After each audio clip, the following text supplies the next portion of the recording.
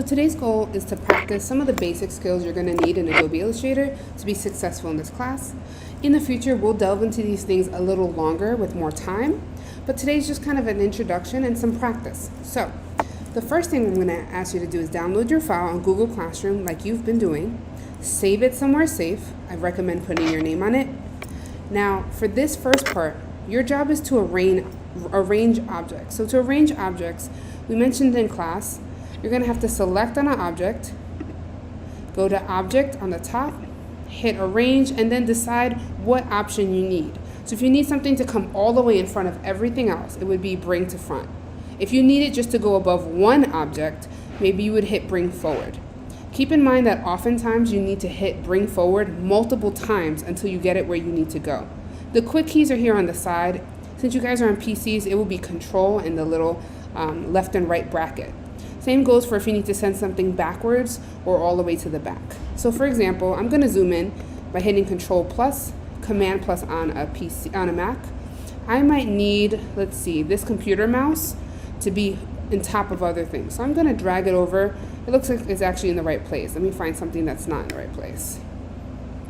This little wire thing, it should be kind of behind the computer, not in front. So I'm going to click on the wire. It's going to go over the instructions. Don't worry about that. I didn't want to clip it on you. And I'm going to put the computer right around here. But I can see that this wire is on top of the computer instead of behind it. So I can take the computer itself, go to Object, Arrange, and I can bring it all the way to the front. And you'll see that now the wire looks like it's behind the computer.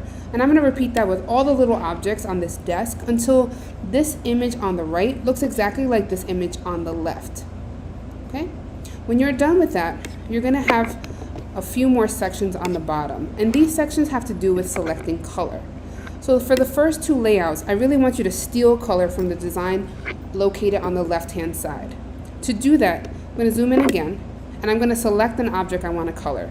Let's say I want to start with the watering can. I would click on the object of the watering can, or at least this part. Make sure you're doing this with the selection tool, the black arrow.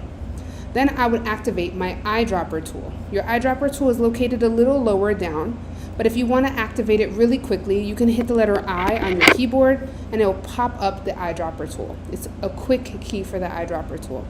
Then you can steal the color by simply clicking down, and that same blue will be taken.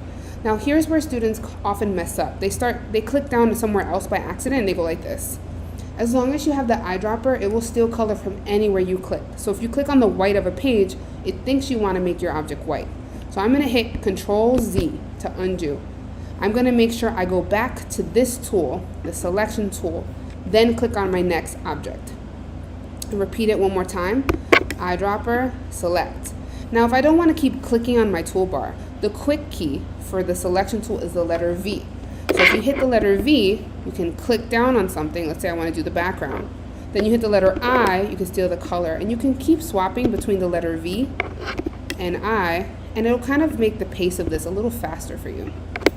You also have the option of selecting more than one thing at once by holding Shift. So if I want the letters R, T, and Y all to be blue, I can click on one with my selection tool, hold Shift, click on the next one.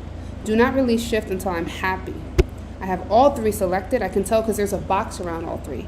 I can hit my I on my keyboard, steal the blue, and now I've saved myself a little bit of time and multiple things have been colored.